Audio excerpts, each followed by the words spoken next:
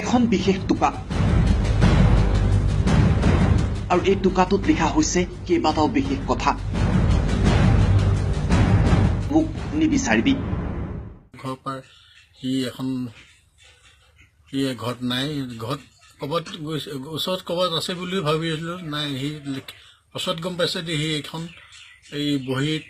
কাগজত লিখি থৈ গৈছে যে সকলো ভালদৰে থাকিব মই আজিৰ পৰা ঘৰৰ পৰা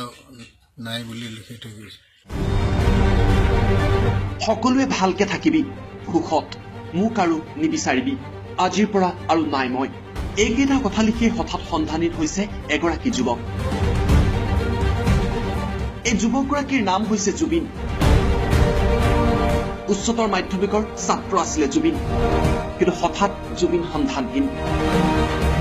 ক'ত গ'ল জুবিন নাহৰকটীয়াৰ চাচনিৰ হালুৱা গাঁৱৰ পৰা হঠাতে নিৰুদ্দেশ হৈছে এই যুৱকগৰাকী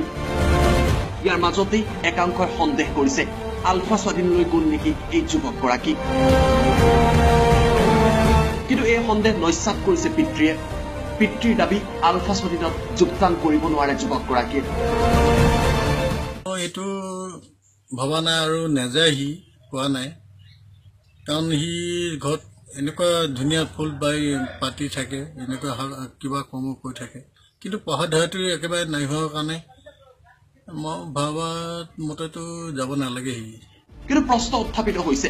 নাহৰকটীয়াৰ এই যুৱকগৰাকীয়ে কিয় হঠাৎ এইদৰে অন্তৰ্ধান হ'ল